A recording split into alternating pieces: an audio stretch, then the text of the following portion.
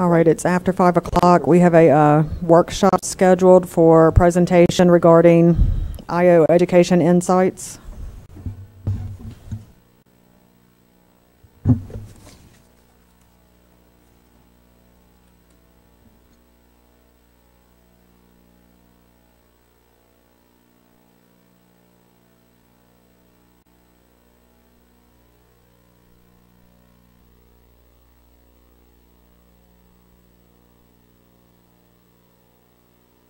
There we go. My name is Wendy. I work in accountability. I am the district administrator for the IO Education Insights platform that the board approved funding for in the summer. So I am here to give you a short presentation of the implementation process on that platform. So this is the data warehouse and data analytics system that is taking all of the data that we collect about our students and putting into one location so that our teachers and our school leaders have real-time access to all the data about their students so they can use that data to make real-time instructional decisions for their students. So because we are in a public workshop, I am unable to demonstrate the system to you in a live form because it would violate student privacy. So I have taken screenshots of the things that are currently in the system as we've been implementing all school year. So one of the things that we're utilizing is called a virtual data wall. So we are taking the pictures and faces of students and attaching it to the students' data. So every time a teacher logs into the platform, they see all of the students that are rostered to them, and they are able to drill down to different data points about their students. If an administrator or a counselor would log in, they would actually see the entire school that is available to them. In the virtual data wall, they have access to all of the data points that we collect on our students. So one of the most utilized pieces in the system so far has been the assessment platform. So you'll notice on the screen that they are getting access in real time to all of the data that is collected about their students. So they're seeing their DSC data from pre-K, they're seeing their NWEA benchmark data, their reading level data, they're also seeing their French language levels at the same time. This data is updated as soon as all of the data points are collected in the district. There's also additional information beyond assessments that they can get about their students. Some of that information is called student traits. What they can find in student traits are the identification of students based on characteristics of the students in the schools. So for example, students who are participating in an academy or a school of choice, students' graduation pathways, whether students are out of zone, whether they're labeled as a transitional ninth grader, if they are gifted and talented, what is the detail of whether they are gifted, talented, or both. So they can actually look at and visually display their students based on any criteria that they select about a trait. This also gives them the opportunity to compare student assessment data for students who may be in a program versus students that they teach who are not in a program. In the virtual data wall, they also have access now to the attendance and discipline information for their students, so they can quickly identify how many of my students have been absent for more than 10 days or tardy for more than 10 days or have more than 10 behavior infractions, and they can look at this data right next to all of the other data that exists about the students so they can make holistic, informed decisions. So when they are in the virtual data wall, they get the option to filter their student data. So if they were looking at social studies achievement level in LEAP last year, for example, they could quickly just click on the button that says advanced, and the system would remove any students they teach who did not score advanced. So it's a quick visual display of how the students fall into a particular category. The other option that teachers are utilizing in the wall is a sort and group feature. So you'll notice that they have the ability to put their students in groups by any data point that they choose. So if they were looking at social studies achievement level, they could sort their students by that level, and then their students would be grouped together based on the criteria that they've selected. Wendy. Yes. Clarification on that. The teacher does not actually put the students into the categories. They select metrics, and the virtual data wall does it for them. Yes, that's correct. So they would say, sort my students by social studies achievement level, and then the system will sort them automatically for them. And then because teachers have been familiar with working with their data in spreadsheet form, the system also allows them to generate a spreadsheet they can extract from the system and manipulate in any way they choose by clicking two buttons. they would click table view and then an export Excel option, and they will generate for themselves a spreadsheet which includes every single piece of data that they selected that they wanted to look at for their students. Another feature available to them in the platform is called student profiles.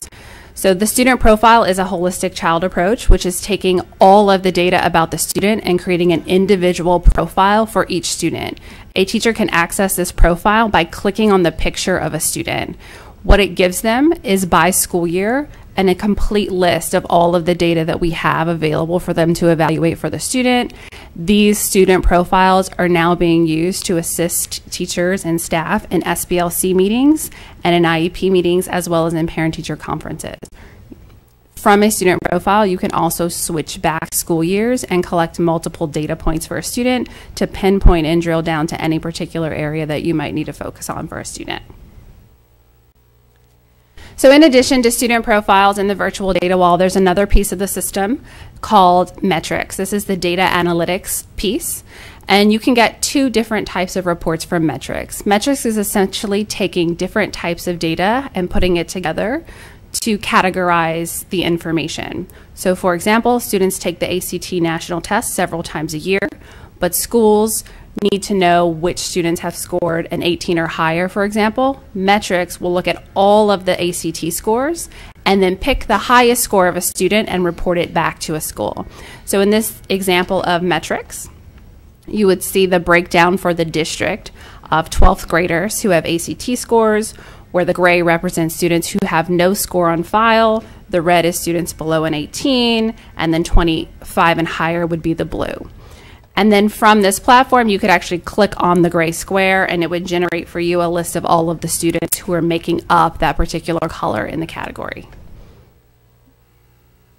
There's also another metrics option called breakdown analysis, which would break down all the pieces of the metrics that you might be categorizing students by.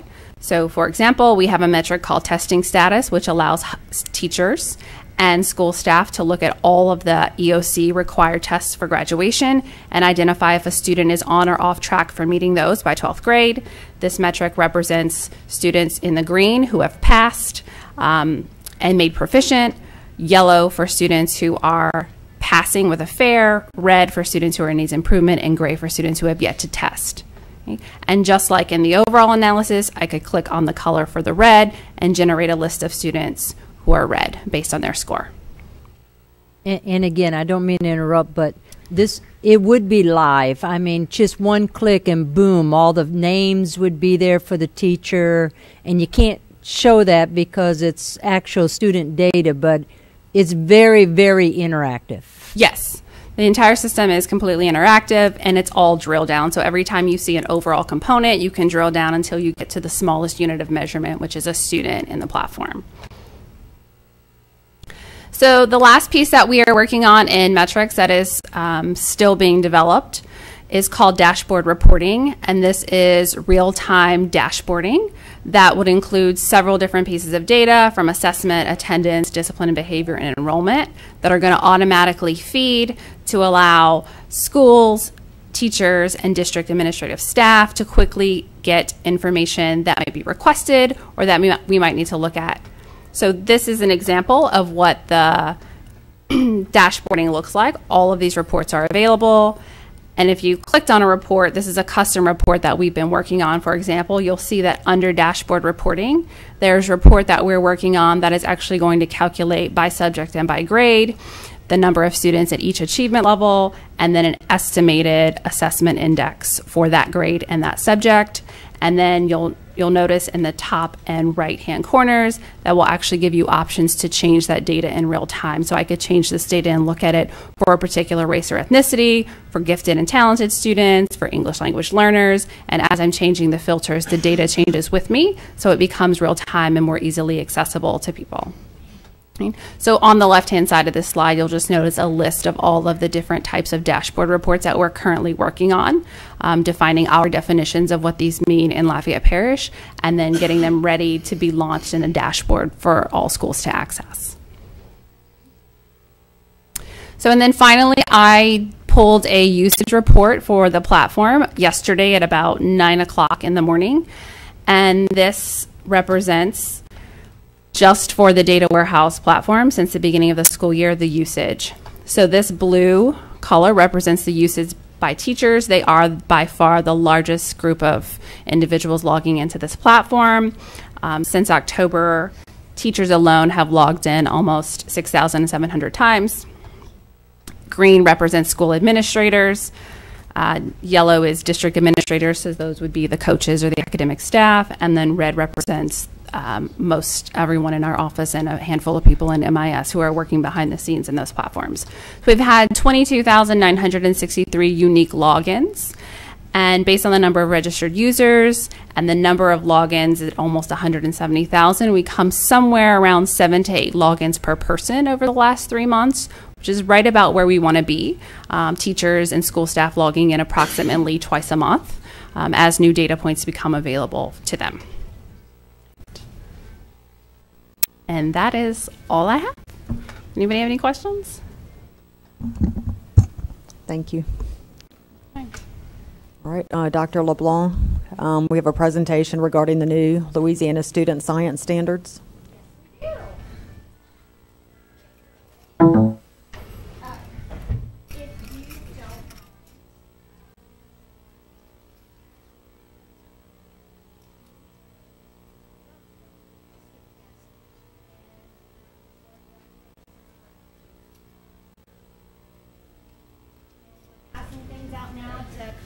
With time. Does anybody need a pen?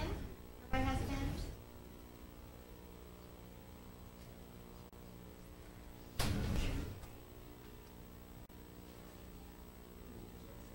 So this is will be accountable for participating.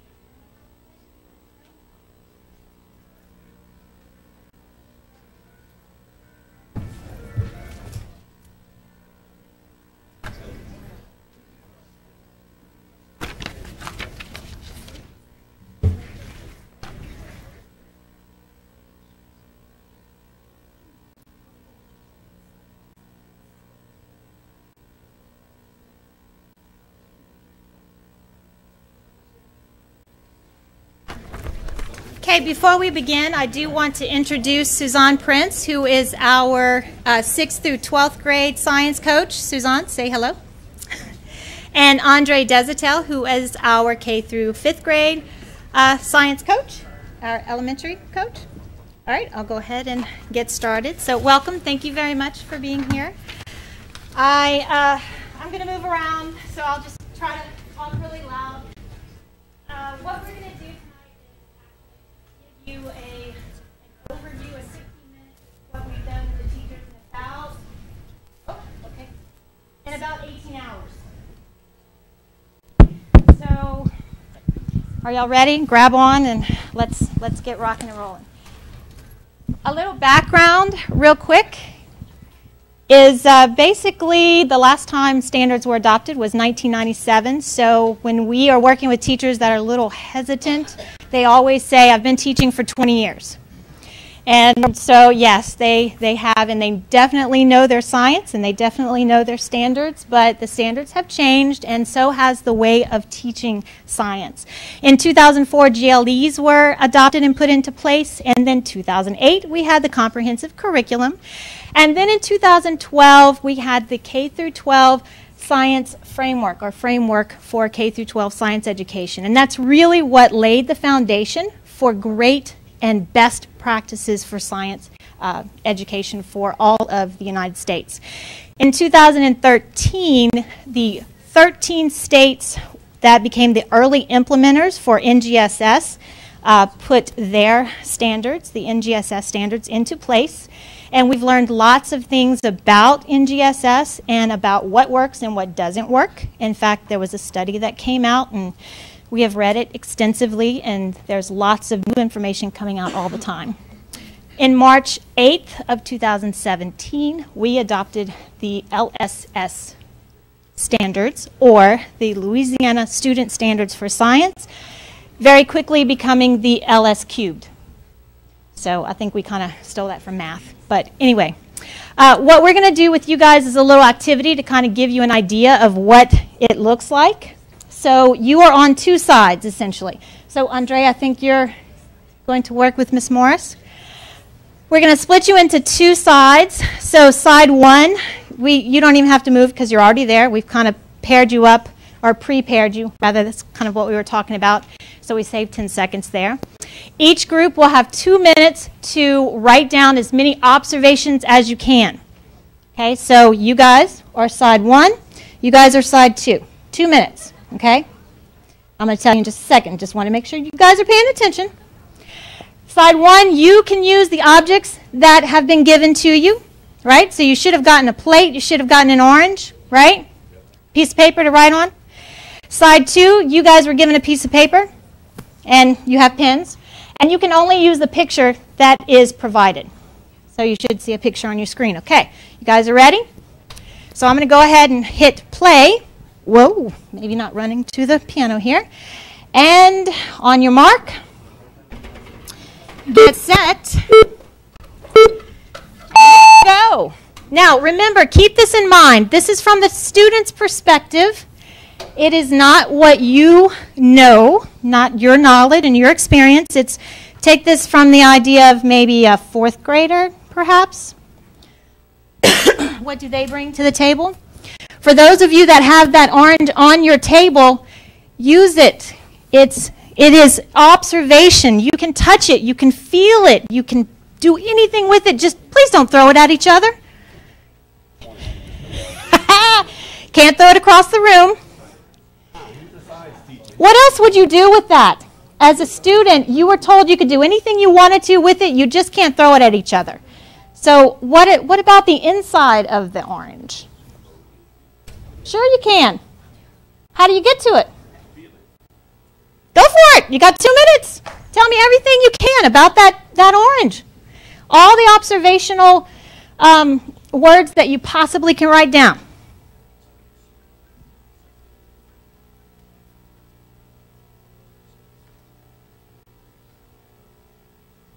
"48 seconds.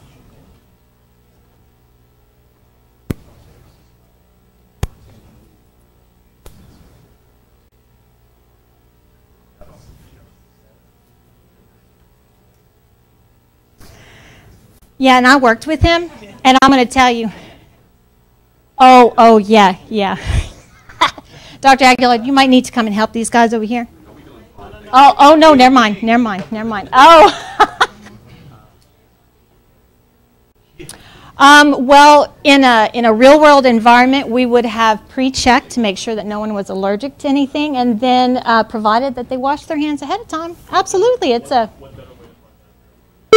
No, not really. And, okay, so everybody put their pens down.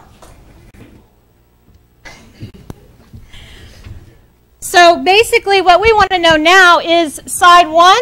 How many observations did you have? And please give us just a couple of examples of what you came up with. You were side two. 10? Okay. Well, give us some examples of what you had. Texture. Okay. Oval. Yeah, we got orange. Soft. White on the inside. Juicy slices, seeds, segments, flavor. Okay. And what about side two? Well, since we were set up for failure, we only have 5 observations. And what are some examples? Orange, circular, rugged, leathery looking. It's got a dimple, rough looking. Okay. And you said you were set up for failure. Why do you feel like you were set up for failure? We didn't have an object. It was supposed to be hands-on, but it wasn't hands-on. Okay, so that kind of is a great segue into my next question for you guys, which is to answer these questions here. Which method of observation is more advantageous for student learning? Side one or side two? And provide evidence and give your reason for choosing that evidence. And you don't have to write it down. Now in class, I would ask you to write it down. Okay, but you don't have to. It's okay. We'll give you a pass. Just tell us verbally. What do you think?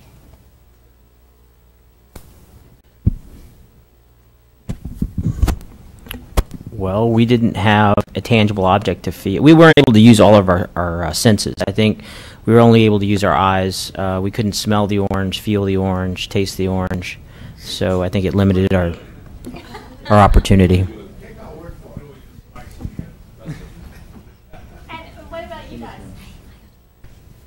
What about your experience? Oh, they can't talk right now.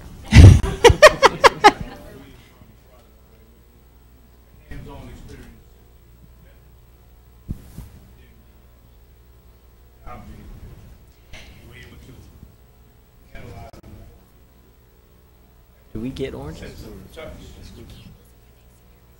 Okay. Do you think you're going to remember that more so than just seeing the picture? Okay. So this is what I really, and I thought about this because I knew first I had 30 minutes, then only had 15 minutes, and I almost had a heart attack, and then I'm thinking, how can I possibly show them about the new science standards? And this was how, y'all got one, right? Okay. Okay, good. I wanted to make sure you guys understood the whole concept behind the new standards. Side 1, this is how we're teaching science now. Side 2, this is how science was taught last year for most of the children. Direct teaching. This is an orange. This is what it looks like. I'm going to tell you what it tastes like. I'm going to tell you what it feels like. I'm going to tell you what we could do with it, but we can't. But if only we could. And that doesn't go with just oranges. It kind of goes with everything. But in addition, we could take that orange and we could talk about so many things, and a lot of our teachers are. They're talking about photosynthesis and cellular respiration with the orange. They're talking about math and fractions with those orange slices. And they're talking about all kinds of things, chemical reactions, and all of the life processes, the cell cycle and the life cycles of the plant. So it just kind of goes on and on and on with that particular orange just sitting in front of you. That becomes the phenomenon. So the conceptual shifts are here. I'm not going to waste your time with that because, 1, I only have 15 minutes, and 2, I have a video to show you of these particular practices in the classroom. And our teachers are really doing a great job. So if you have any questions and you want me to come back and speak to you a little more, I'm more than happy to do so. But yep, I have about, well, I will say this, I have about 17 seconds, so I'm going to tell you a little bit about the shifts. One of them is to go more in depth, so more depth, less breadth, so that students have time to really dig deep into the content area that they're working with within that specific domain. And also to incorporate the science and engineering practices, which is what you guys were doing, and also to look across disciplines as well. Incorporate the English or ELA and the math. All of those things go into it. Okay, so those are just a couple. So without further ado, I'll show you the video, and I think we're going to make sure that we don't actually put that on YouTube. It's just for you guys to see. All right, I hope you enjoy it.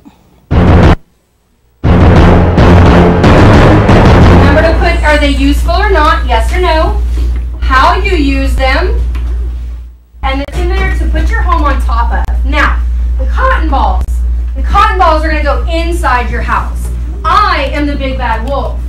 I am going to give you 20 minutes to construct your home, to try to make it the most sustainable so that I can't blow your cotton ball and your house down. Okay? And I forgot my ears. I should have worn them today, but that's okay.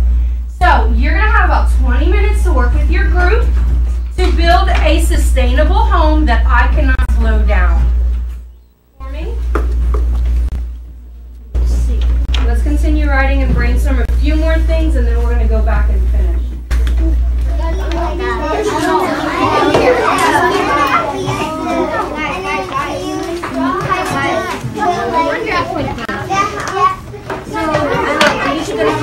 You guys can get out of your chair and feel free to move around so that you have all the parts and all the tools that you need. Because you might have good ideas to add on to that to make it sustainable.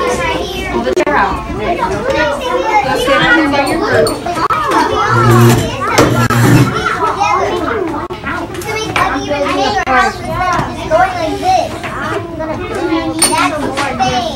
Okay, so let's make this a colorful house. Okay, colorful. Remember, you have to have a cotton ball inside your house. That's a little pig. I'm gonna get eaten. I'm building the best house I could ever build. You can come over Y'all heard him. He said, I'm going to build the best house I've ever built. Game with what kind of energy? Sound, light.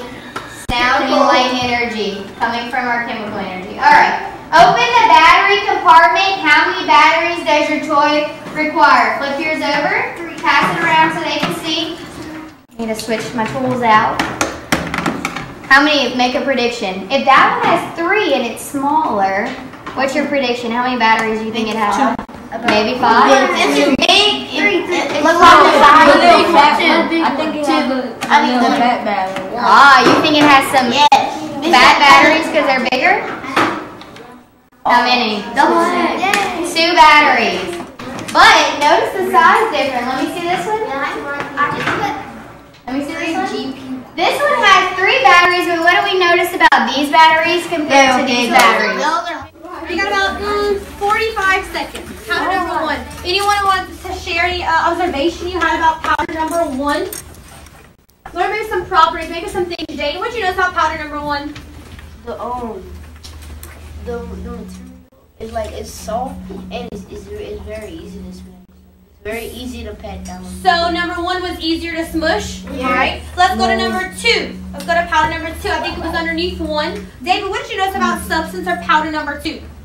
It was a little harder to crush. Ah, look at the little crystals. Compare them to the crystals on 1. They look thicker. They're maybe bigger. I just heard thicker, so could that be why it was harder to crush? Interesting. Let's go to substance number 3. They're tiny. The crystals are very tiny. Was it easier to crush, harder to crush? Easier? So maybe the tinier, the easier. Use your spoon or just with a little cup, because you're going to share with Kenzie since she's by herself. Just gotta pour a little bit with your spoon or just with the, so you can do a little bit more than that. It looks like number 1. And what we're going to do with the unknown powder, we're going to try to match it to one of the other ones on your chart. It looks kind of like number 4. Okay, all right, Giovanni, what you thinking? I think number 4 and so number 6 with the light. Okay. So, let's see. And there we have it. So you've seen a little bit of everything. Do you guys have any questions? And there we are, 15 minutes. All right, thanks so much. Thank you. So that concludes the workshop.